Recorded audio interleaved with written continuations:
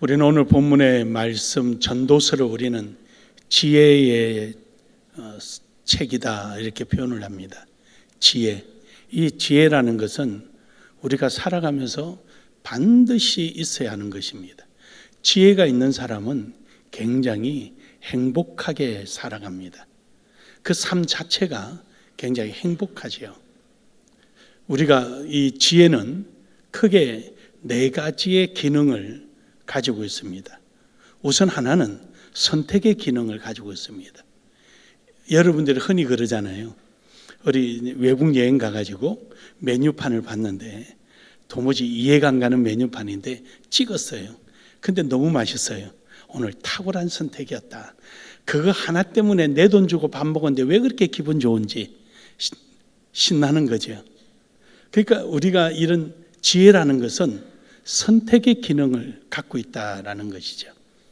그래서 그 선택을 잘 함으로 인해서 내 삶에 대한 행복의 에너지가 되는 것입니다. 그런가 하면은 사람과의 관계에도 상당한 지혜는 영향력을 행사합니다. 즉 관계 속에 공감 능력을 가지고 있다. 공감. 그래서 함께 울어줘야 될 때인지 아니면은 웃어줘야 될 때인지 이것을 아는 거죠. 이 공감 능력이 없는 사람들을 두고 예수님은 꾸짖었어요. 피리를 불어도 곡을 하여도 울지 않고 피리를 불어도 춤을 추지 않는 이 세대요. 그리고 굉장히 꾸짖으셨죠. 그러니까 그 때를 모르고 한다는 거죠. 이런 사람을 두고 우리는 분수다 이렇게 표현하는 거죠. 그리고 또 공감 능력이 없이 할 말 안 한 말 맞지도 않는 말을 하면 사오정 같다 그렇게 표현하기도 하잖아요. 그리고 또 이 지혜는 감정 조절을 합니다. 자기의 감정을 잘 조절해서 스트레스를 받지 않습니다. 이럴 때는 이렇게 하고, 물론 사람이 순간적인 어떤 감정을 컨트롤하지 못하는 순간이 올 때도 있죠. 그러나 이내 평상심을 찾고 그것을 컨트롤하게 된답니다. 그리고 또 지혜는 자기가 살아가는 삶의 의미를 느끼며 살아간답니다. 그래서 오늘 내가 선택하는 그 이유에 대해서 분명한 이유가 있다는 거죠. 오늘 국수를 먹을까? 밥을 먹을까?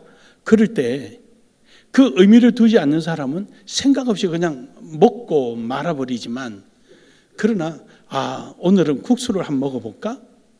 그 국수를 먹으면 면보다는 국물에 대한 관심을 우선 두는 거죠. 추울 때 마시니까 따뜻하고 참 좋네. 밥을 먹어볼까? 또 아니면 이런 것을 해볼까? 저런 취미를 가져볼까? 자기 삶에 대한 어떤 행동에 대한 의미를 부여해서 그 삶의 목표를 정진시키고, 그리고 자기가 가고자 하는 방향을 잃지 않는 이런 것이 지혜가 가지는 겁니다. 이 전도서는 바로 그러한 지혜에 대하여 쭉 설명을 하고 있습니다. 그런데 그 중에서도 오늘 이 3장은 굉장히 중요한 의미를 갖고 있습니다. 이 전도서는 총 4단락으로 구성되어 있습니다. 이 3장은 첫 번째 단락과 두 번째 단락의 첫 번째 단락의 마침이요, 두 번째 단락의 시작을 의미하고 있는데, 오늘 여기 있는 이 본문의 말씀에서는 하나님의 절대적 주권을 지혜롭게 판단하라 이것을 강조하고 있는 거예요. 그래서 하나님의 절대적인 주권, 오늘 여러분과 제가 하나님의 주권이라는 주권을 대할 때, 우리 하나님과 나의 관계성을 볼 때 우리는 은혜라 그러는 거죠. 그래서 오늘 본문의 말씀을 은혜를 아는 지혜라라는 제목으로 함께 은혜를 나누고자 합니다. 우리 서로 한번 인사합시다. 은혜를 아는 지혜로 올해도 승리합시다.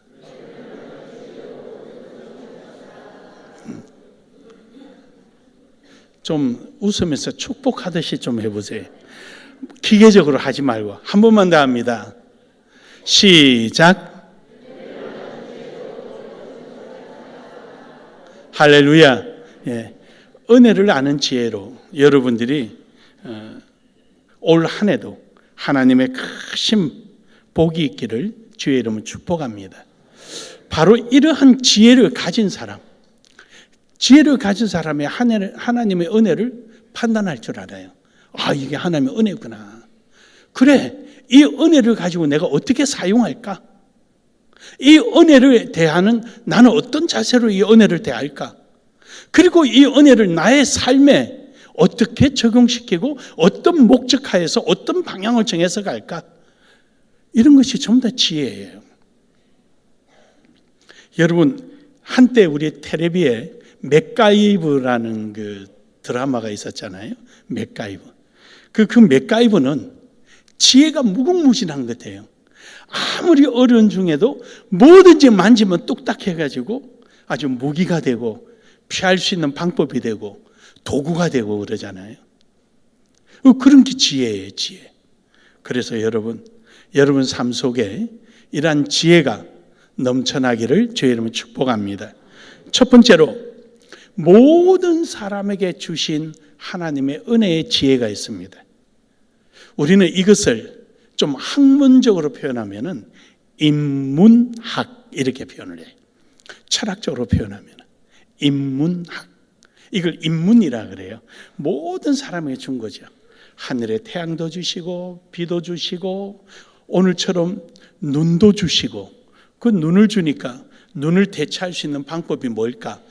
그래서 앵영 하면서 차가 시청차가 다니면서 도로가 얼지 않도록 염분을 뿌리는 거죠.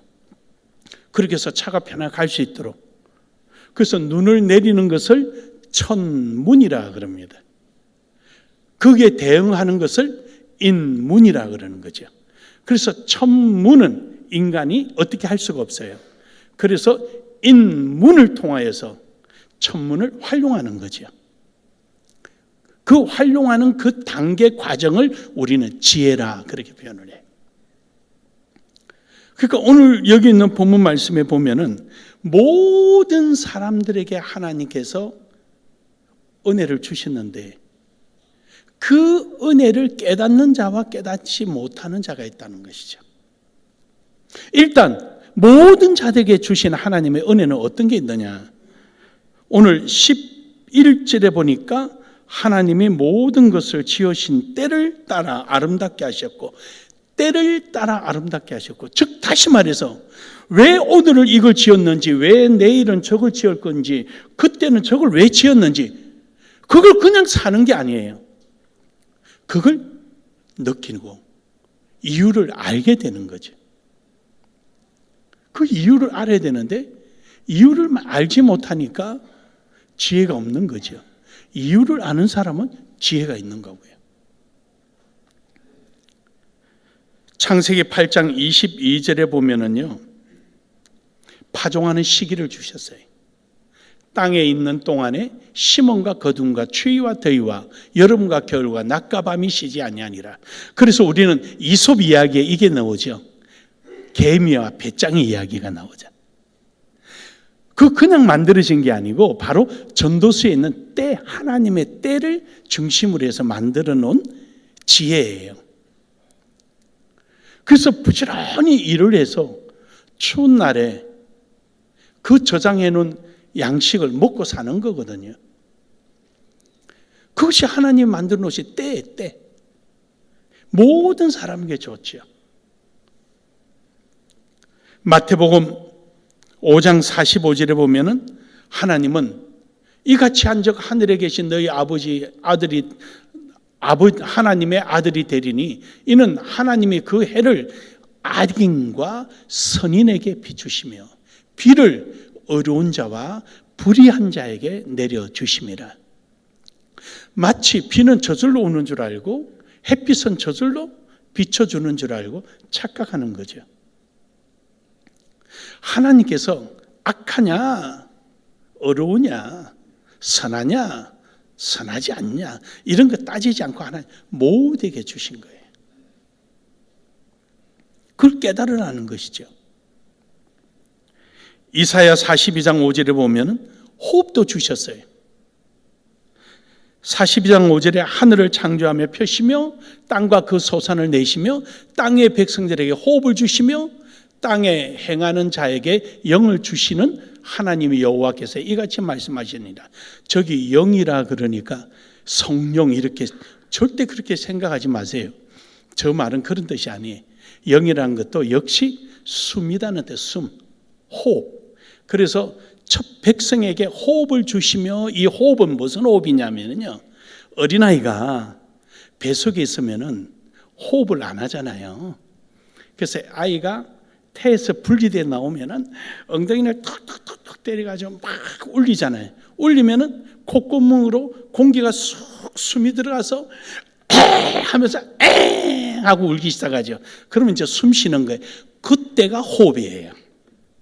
그럼 저 영은 뭐냐? 푸뉴마라는, 죄송해요, 히브리어로 푸뉴마라는 말인데, 저것은 하나님께서 인간을 창조하셔서 코에 후 하고 생기를 부르는 걸 말하는 거예요. 그래서 앞에 호흡은 내가 숨을 덜 쉴 수 있도록 하나님이 허락해 주신 거고, 뒤에 영이라는 것은 푸뉴마 후 하고 불어넣으신 것처럼 공기를 주신 걸 말하는 거예요. 하나님께서 숨을 쉴 수 있도록 원인을 제공해 주시고, 그것이 작동할 수 있도록 공기를 주셔서 오늘도 여러분이 코에 바람이 들어갔다 나왔다는 거예요. 할렐루야. 이거 딱 쥐고 있으면 공기 아무리 준들 무슨 소용이 있어요. 또 코가 있는 줄 있다 할지라도 후 하고 하나님이 생기를 주지 않으시면 어떻게 숨을 쉬겠어요? 그러니까 이처럼 하나님은 우리에게 모든 것을 주시는 거예요. 그래서 오늘 내가 살아있는 거예요. 그것만이 아니라 사도행전 17장 25절에 보면은 만물도 우리에게 주셨다. 모든 만물. 그래서 오늘 여러분이 만나는 모든 것들, 목수가 제작한 의자라도, 이 기술자가 만들어 놓은 이 앰프나 컴퓨터도 다 하나님께서 그것을 만들어 갈 수 있도록 지혜를 주심으로 말미암아 이루어진 것입니다. 그러므로 우리는 저러한 것을 대할 때마다, 저러한 것을 누릴 때마다 우리는 하나님의 은혜를 깨닫는 지혜가 있어야 되는 거예요. 할렐루야. 어쩌다가 돈이 있어서 샀다? 어쩌다가 누가 주어서 누린다? 아니에요. 원인이 어디서 있느냐? 하나님이. 내가 그걸 누리게 된 것도 오늘 나를 살아있게 하시니까 그걸 누리는 거죠. 오늘 내가 살아있으니까 누리는 거죠. 내가 없으면은, 하나님 나를 잊지 않게 하면은, 다이아몬드를 한 가마를 갖다 준들 무슨 소용이 있습니까? 오늘 나를 살아있게 하시니까 숭늉 한 그릇에도 시원하다라고 행복을 느낄 수 있는 거죠. 그러므로 여러분, 오늘도 하나님의 일한 우리 모두에게 주신 은혜를 깨닫는 지혜가 있기를 주의 이름으로 축복합니다. 두 번째로는 깨달아야 할 지혜가 있다라는 것이죠. 모두에게 주었는데 어떤 사람은 깨닫고 어떤 사람은 깨닫지 못하는 거죠. 여러분, 예수 믿는다고 다 깨달았겠습니까? 예수 믿는다고요? 아니요, 그렇지 않더라고요. 지금이 정말로 내가 뭘 해야 할 때인가, 지금 이 순간이 뭐가 필요한 것인지 벌써 그것을 깨닫는 거거든요. 본문 말씀 12절에 보면은 사람들이 사는 동안에 기뻐하며 선을 행하는 것보다 더 나은 것이 없는 줄을 내가 알았고, 그러니까 사람들이 살면서 선을 행하는 것만큼 아는 지혜가 없다. 선을 행하라. 선이라는 것은 뭡니까? 하나님의 뜻이죠. 우리 교회는 하나님의 뜻을 꿈으로 표현한 거죠. 그래서 꿈을 이루는 교회. 그래서 나눔의 교회 캐치프레이즈가 꿈을 이루는 나눔의 교회입니다. 선이라는 것은 하나님께만 있는 거예요. 마가복음 10장 18절에 보면은 예수께서 이르시되 내가 어찌하여 나를 선하다 일컫느냐? 하나님 한 분 외에는 선한 이가 없느니라. 우리는 선과 착함을 혼돈하면 안 돼요. 착함은 도덕적 개념이고요. 선은 하나님의 절대적 개념이에요. 도덕적 개념은 상대적 개념이죠. 그 선은 절대적인 거 말하는 거예요. 하나님만이 계획하시고 그것을 작정하시고 예정하시고 그것을 준비하시는 분이에요. 믿으십니까? 하나님이 하시고 계획하시고 그 일을 행하시고 그 일을 준비하시고 모든 그 과정을 거기에 속해 있는 그 범주 안에 있는 것을 선이라 그러는 거예요. 그래서 하나님 외에는 선한 게 없는 거죠. 이것을 우리는 좀 쉽게 표현해서 뜻, 이런 하나님의 뜻. 그 뜻을 오늘 여러분과 저는 꿈으로 삼는 거죠. 그래, 하나님의 선을 이루어야지 하는 꿈으로 삼는 거죠. 그래서 우리 교회는 꿈을 이루는 나눔의 교회, 이런 캐치프레이즈를 만드는 거죠. 그래요, 여러분. 선은 하나님 외에는 없습니다. 누구도 여러분과 저를 구원해 주시고 예수 그리스도를 보내주시고 죄로부터 해결해 주시고 오늘도 우리가 살아가며 하나님의 은혜를 깨닫는 지혜를 주시고 이 전부 다 하나님의 선의 안에서 이루신 거죠. 하나님이 허락하지 않으면 아무도 하지 못합니다. 먹고 마심도 하나님께서 허락하신 겁니다. 전도서 2장 24절에 보면은 사람이 먹고 마시며 수고하는 것보다 그의 마음을 더 기쁘게 하는 것은 없나니 내가 이것도 본즉 하나님의 손에서 나오는 것이로다. 오늘 내가 밥을 짓고 농사를 짓고 내가 맛있게 요리하고 와 맛있다 어떻게 이 손끝이 이렇게 예술이네 예술 해도 근본은 하나님의 은혜인 것입니다. 그래서 우리는 이런 하나님의 은혜를 깨닫는 지혜, 그것을 분별할 수 있는 능력, 이것을 가져야 돼요. 어떤 문제가 딱 도달했을 때 그 문제를 빨리 파악하고 판단할 수 있는 그 능력이 필요한 거죠. 이것을 우리는 지혜라 그래요. 무엇보다도 우리가 가져야 될 지혜는 하나님의 은혜를 깨달을 수 있는 지혜예요. 그러므로 여러분, 오늘도 여러분이 점심때 장로님들이 그 떡국을 준비하셨다 그러는데 떡국을 드실 때마다 하나님의 은혜가 장로님들의 마음과 손을 움직이셔서 이렇게 맛있게 주셨구나. 혹시 맛이 없으면은 맛이 더 있는지 한 그릇 더 먹어보고 한번 판단해보고. 우리의 삶 속에서 모든 것이 하나님의 은혜, 그 은혜 속에서 있음을 알아야 하는 겁니다. 전도서 3장 20절에서 22절에 보면은 하나님께서 주신 시간 속에서도 우리는 그 은혜를 깨닫는 지혜가 있어야 합니다. 다 흙으로 말미암으로 다 흙으로 돌아가나니 다 한 곳으로 가거니와 인생들은 혼은 위로 올라가고 짐승의 혼은 곧 땅으로 내려가는 줄을 누가 알랴. 그러므로 나는 사람이 자기 일을 절구하는 것보다 더 나은 것이 없음을 보았나니 이는 그것이 그의 몫이기 때문이라. 그의 뒤에 일어날 일을 무엇인지를 보게 하려고 그를 도로 데리고 올 자가 누구이랴. 다시 말해서요, 사람은요 내일 일을 모르는 거예요. 언제 어느 때 일어날지 아무도 모르는 거예요. 그래서 오늘 내게 주어진 하나님의 은혜를 누리는 것이 가장 지혜로운 사람이에요. 그것을 우리 바꿔 말하면은요, 어떤 분들은 그래, 목사님 이제 좀 쉴 때 안 됐냐고. 친구 목사님들이나 이제 좀 주변에 가까운 목사님 그래. 목사님, 지금 내가 가장 일 잘할 때예요. 지금까지 지나오면서 이렇게 하면 안 된다는 실수도 알았고 이렇게 하면 좋겠다는 것도 알았으니 지금이 내가 가장 일 잘할 때 아니겠어요? 지금이 일 가장 잘할 때. 그러니까 오늘 하루를 내가 어떻게 즐길까? 그래서 저는 가능한 한 때를 거르지 않습니다. 왜냐? 이 때를 거르면 다시는 찾아오지 않으니까. 그래서 어떻게 하든지 먹습니다. 어떤 형태로든.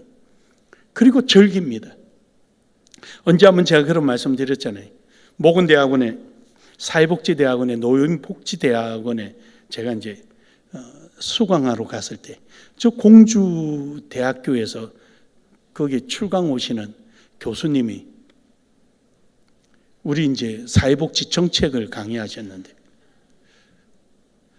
그래서 이제 내가 질문을 했어요. 교수님, 수급자의 웰빙은 어떻게 정의를 해야 되겠습니까? 웰빙 그러니까 좀 더 잘 먹고 잘 사는 사람만 독점적인 낱말이 되고 마는 거죠. 그러나 수급자, 서비스를 받아야 될, 그 나이, 경제적으로 어렵든 신체적으로 어렵든 이런 사람들은 웰빙을 어떻게 해야 되겠느냐? 그들도 웰빙이 있어야 되겠죠. 왜 이게 가진 자의 독점이 됩니까? 이게 바로 사회복지사가 해야 할 일 아닙니까? 사회복지사는 소외된 자들에게 행복을 주어서 그들의 행복을 극대화시켜내는 것이 사회복지사입니다. 다시 말해서 인간을 인간답게 살도록 만들어주는 거예요. 그것이 복지 정책이죠. 그랬더니 이분이 대뜸 화를 내면서, 목사님은 말입니다. 그건 내 신분을 아니까.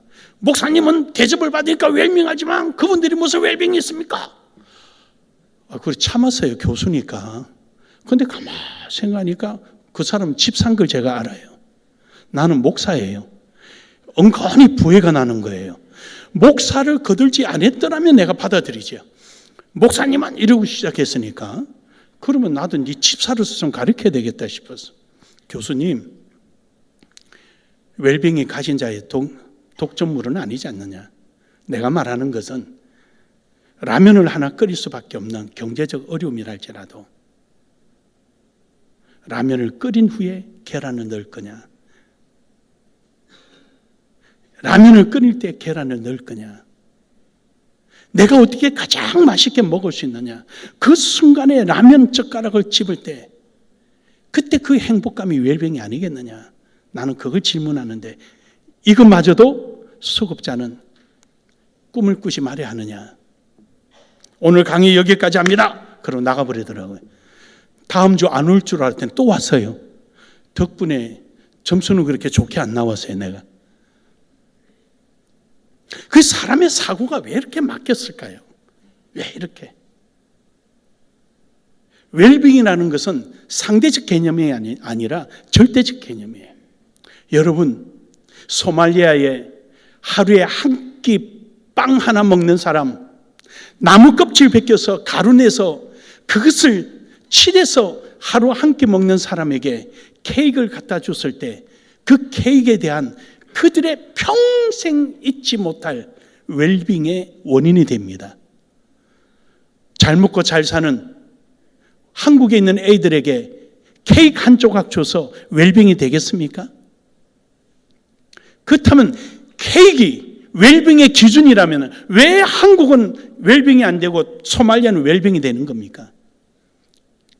결론적으로 케이크는 웰빙의 기준이 될 수 없다는 것이죠.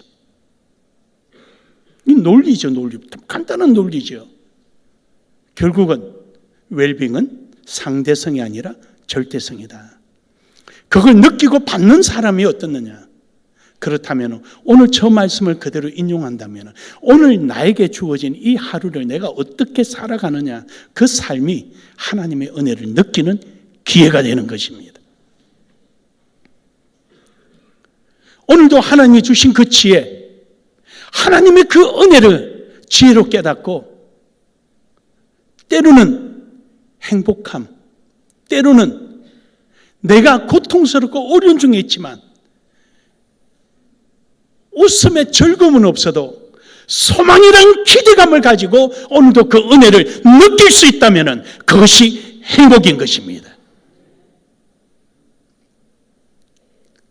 그래서 우리는 이러한 하나님의 은혜를 깨닫는 지혜가 있어야 되죠.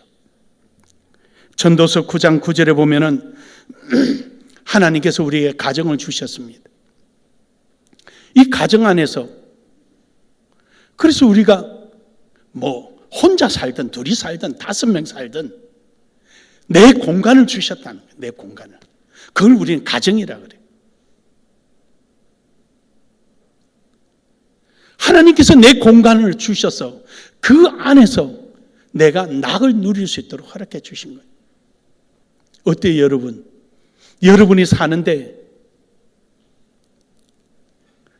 옷 아무데나 벗어놓고 아무데나 대소변 보고 그렇게 삽니까? 아니잖아요. 여러분이 정해놓은 구역을 정해놓고 여러분이 그곳을 사용함으로 여러분이 낙을 누리고 있는 거예요. 가족 간의 관계도, 물건과의 관계도, 교회 집안에 있는 가구 품목과 관계도, 가전 제품 가지고도 관계, 여러 가지 관계가 그 안에서 이루어지잖아요.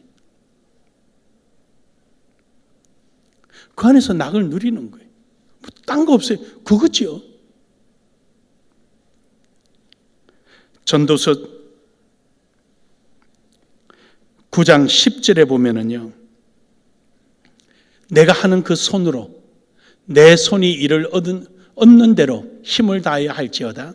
내가 장차 들어갈 소홀에도 일이 없고 계획도 없고 지식도 없고 지혜도 없습니다. 그렇습니다. 해가 지기 전에 열심을 다하는 거예요. 우리 찬송가의 가사처럼 오늘 내게 주어진 이 순간을 놓치고 나면은 다시는 오지 않습니다.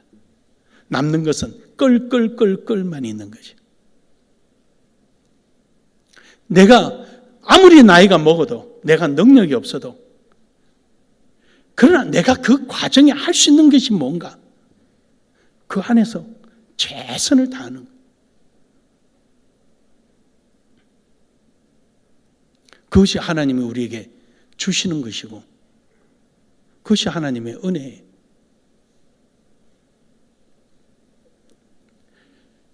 이번에 캠프에서 이제 목회자들 철학 강의가 좀 들어가 있어요. 철학 용어가 굉장히 어려워요. 그걸 철학 용어로 그대로 영어로 번역을 해놓으니까 너무 어려워요. 내가 봐도 어려워요.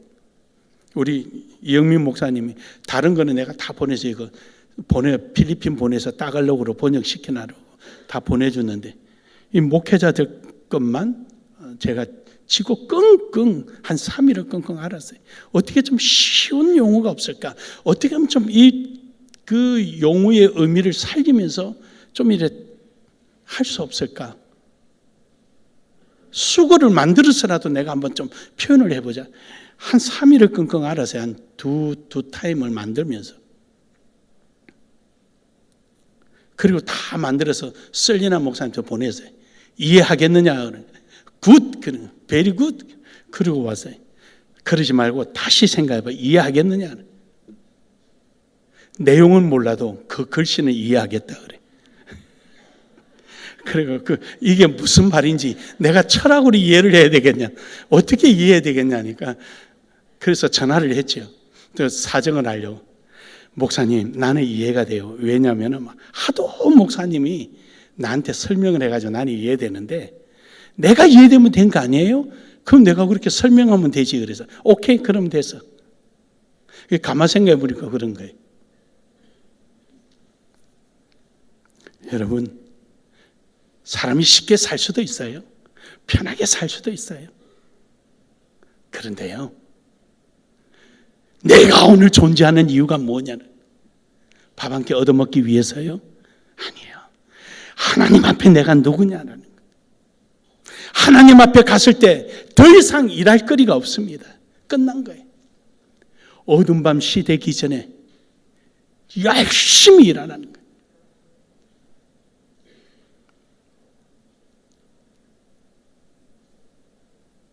사랑하는 여러분, 오늘도 주님 앞에 서 있는 여러분 되기를 주의 이름으로 축복합니다. 하나님을 경외하고 그 말씀을 지켜야 할 지혜를 알아야 합니다. 전도서 12장 12절에서 13절에 보면은 내가 여러 책을 짓고 많이 공부하려고 하지 마라. 그는 번민만 다하고 피곤하기만 한다. 결국은 하나님을 경외함이라. 그렇다고 공부하지 말라는 얘기 아니에요. 우리 학생들 공부 열심히 하세요. 저 말 뜻은 뭐냐면은 공부를 아무리 많이 해도 자기 자신을 위해서 하는 것이 아니라 하나님을 경외하기 위해서 해야 한다는 것이죠. 100가지를 알아도 하나님을 경외하지 않으면은 고민거리만 남는 것이고, 하나만 배워도 하나님을 경외하면은 그것은 지혜로운 것이라는 것이죠. 제가 몇 번 간증하잖아요. 저는 하나님 앞에 기도할 때 이렇게 기도한다고. 하나님, 제가 알고 있는 모든 것을 다 사용하여 주시옵소서. 제가 알고 있는 모든 것 다 사용하여 주셔서 하나님께 영광되게 하여 주옵소서. 저는 그렇게 기도합니다. 오늘도 여러분, 하나님의 주신 그 지혜, 깨달아야 할 지혜를 오늘도 깨닫고 가기를 주의 이름 축복합니다. 마지막 세 번째로는 여러분에게 주신 선물을 깨닫기를 주의 이름 축복합니다. 13절에 보면은, 오늘 본문 말씀 13절에 보면은, 사람마다 먹고 마시는 것과 수고함으로 낙을 누리는 것이 하나님의 선물인 줄 또한 알았도다. 먹고 마심이 왜 또한 낙인 줄 알았다 그러냐면 11절에 보면은요, 11절에 하나님이 모든 것을 지으시되 때를 따라 아름답게 하셨고 또 사람들에게 영혼을 사모하는 마음을 주셨다 그랬어요. 왜 이 영혼을 사모했냐면요, 이 영혼은 영생 뭐 이렇게 표현을 하잖아요. 뭐 틀린 건 아닌데 정확성은 떨어져요. 제가 점수를 주면은 70점밖에 안 돼요. 100점이 되려면 이런 말이에요. 앞에 전도서 3장 1절부터 쭉 내려오는 내용이 9절까지 무슨 내용이냐면, 심으면 거둘 때가 있고 또 웃을 때가 있으면 울 때가 있고, 이런 사람의 때가 다 있다는 표현이죠. 웃을 때가 있으면 슬퍼할 때가 있고, 또 몸을 던져버릴 때가 있고 거둘 때가 있고. 그러니까 아무리 내가 내 원하는 대로 살려고 몸부림쳐봐야 얻고자 하면 잃어버릴 때가 있고, 아이고 그냥 포기하고 살자 하는데 얻어질 때가 있고, 좀 살만한가 했더니 병들어서 죽게 생길 때가 있고, 아이고 이제 세상 정리할까 하는데 하나님이 살게 할 때가 있고. 그러니까 결국 인간은 자기 능력으로 할 수 있는 것이 없다 이 말이에요. 이것이 어디서 왔느냐? 죄로부터 왔다는 거죠. 아담의 죄로부터 와서 우리는 늘 고통과 앞이 어떻게 일어날지 전혀 예측할 수 없는 불안한 삶 속에서 살아오는 것이 우리다. 그래서 인간은 영혼을 사모하는 마음을 하나님께서 우리에게 주셨다. 안 아프고 사는 방법, 잘 먹고 사는 방법, 행복하게 사는 방법, 영원한 삶 속에서 사는 방법, 이런 그 영원하고 좋은 것을 늘 앙망하며 살아가도록 하나님이 주셨다는 것이죠. 그 세계가 어디냐? 하나님 안에 있다는 것입니다. 은혜 안에 있다는 것입니다. 그 은혜를 통해서 누리라는 뜻이 영혼을 사모하는 마음을 주셨으니 그 뜻이에요. 그래서 그 말씀을 이어서 13절에 사람마다 먹고 마시는 것과 수고함으로 낙을 누리는 그것이 하나님의 선물인 줄 또한 알았도다. 수고함으로 낙을 누리는 것, 즉 육체의 노동의 가치를 깨닫는 거죠. 오늘도 하나님께서 내게 시간을 주시고 오늘 내게 힘을 주시고 오늘 내게 일터를 주심으로 말미암아 오늘 여기 가서 내가 성실하게 노동을 함으로 거기서 얻어지는 낙, 노동의 가치에 행복감을 느끼도록 하나님은 허락해 주신 것이고, 이것을 느끼면서 하나님 앞에 감사함을 가지는 것이 바로 우리가 알아야 할 지혜인 것입니다. 믿으십니까? 그래서 하나님은 일하지 않는 사람은 먹지도 마라 그래요. 노동의 가치를 모르는 사람은 하나님의 은혜를 모르기 때문입니다. 게을러서 고마움을 모른다? 그거보다도 하나님의 은혜를 모르기 때문이에요. 오늘 내가 무엇을 하든 그 할 수 있다는 자체가 하나님의 은혜예요. 그 일을 통하여서 내가 결과의 그 가치를 누리게 될 때 그것이 하나님 앞에 감사가 되는 거죠. 사랑하는 여러분, 오늘도 여러분까지는 이러한 은혜가 있기를 주의 여러분 축복합니다. 에베소서 2장 8절에 보면은 믿음과 구원해 주신 것을 감사해야 하는 겁니다. 그 지혜를 알아야 돼요. 내가 오늘 여기서 끝나고 나면 영원한 생명에 들어가고, 오늘 내가 남들처럼 똑같이 살아도 나는 저들과 구별되는 이유는 나는 예수 그리스도의 보혈로 구원받은 사람이고, 우리는 이처럼 나의 정체성이 분명해야 되는 거죠. 그래서 사도행전 2장 38절에 39절에 보면 성령을 우리에게 주셔서 성령 안에서 살게 하신 거예요. 그 성령을 우리에게 선물로 주셨으니 이제는 내가 내 마음대로 판단하고 내 마음대로 하는 것이 아니라 하나님 앞에 엎드려서 기도하고, 하나님 어떻게 할까요? 이럴 때는 어떻게 할까요? 이럴 때는 어디로 가야 되겠습니까? 하나님 내게 인도해 주십시오. 하나님 앞에 기도하고 구하고 찾음으로 성령의 사람으로서 성령의 절대적 의존하는 믿음의 삶이 되어야 되는 것이죠. 성령이 내 속에서 세미한 음성이나 어떤 형태든 환경을 통해서든 깨닫게 함에도 불구하고 그것을 무시하고 내 고집대로 생각하는 것이 아니라, 그거는 똥고집 그런 것이 아니라 성령의 인도함 속에 아멘 하고 순종하고 가는 것입니다. 사도행전 6장 10절에 보면은 그럴 때 하나님께서는 믿음의 담대함을 주십니다. 스데반 집사가 설교할 때 모든 사람이 능히 당하지 못했습니다. 그럼요, 하나님께서 여러분이 주시는 그 지혜는 이런 지혜예요. 그뿐만 아니라 야고보서 1장 17절에 보면 각양의 은사를 주셔서 여러분을 하여금 보람을 느끼게 해주시는 거죠. 그냥 있는 것이 아니라 보람을 느끼게 해주셔요. 환경을 통해서든지 순간적으로 주시는 하나님의 지혜라든지 아니면은 하나님께서 여러분에게 주신 각양의 은사를 통해서 말입니다. 남을 섬기고 싶은 마음, 남을 높이고 싶은 마음, 안위해 주고 싶은 마음, 위로해 주는 마음, 긍휼한 마음, 도와주고 싶은 마음, 이런 것들이 전부 다 그 안에서 하나님의 은혜를 함께 공유하고 누리는 겁니다. 그래서 교회 안에는 자유와 평등이 공존하는 곳입니다. 세상에는 자유가 있으면 평등이 없어요. 여러분 학교 가서 똑같이 앉아서 똑같은 선생님에게 강의 들었는데 한 사람은 성적 좋고 한 사람은 성적이 나쁘잖아요. 평등이 없어요. 자유가 있으면 평등이 없고요. 공산주의 국가는 똑같이 기술이 있으나 없으나 똑같이 배급을 똑같이 주지만 대신에 그는 자유가 없어요. 내가 하고 싶은 걸 못하니까. 그러나 교회 안에는 자유와 평등이 공존하는 곳이에요. 오늘도 내게 주신 하나님의 은혜를 깨닫고 그 은혜를 함께 공유함으로 말미암아 내 은혜가 저 사람에게 전달되고 저 사람의 은혜가 내게 전달되고, 할렐루야. 이래서 은혜, 자유와 평등이 공유하는 것이 교회예요. 그래서 예수님께서는 자유자나 갇힌자나 남종이나 여종이나 헬라인이나 유대인이나 누구나 할 것 없이 모두가 같은 거예요. 전도서 5장 19절에 보면은 하나님께서 또한 부요함을 주십니다. 양적인 부요함도 있겠지만 질적인 부요함이 훨씬 크죠. 여호와는 나의 목자시니 내게 부족함이 없으리로다.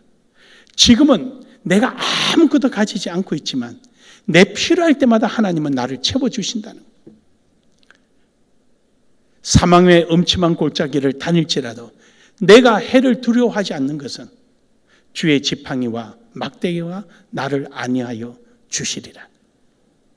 내게는 무기 하나가 없지만 위험한 순간이 닥치면은 하나님이 나에게 부족함이 없도록 나를 지켜보아여 주신다.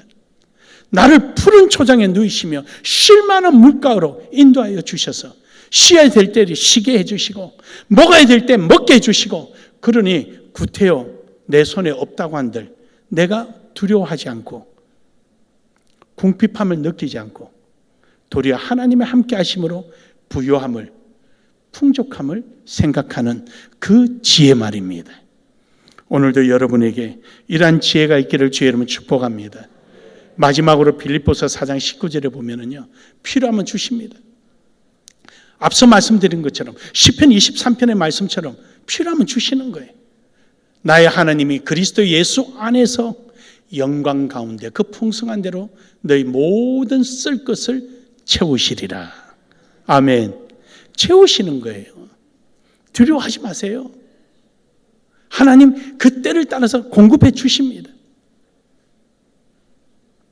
하나님 하신다는데.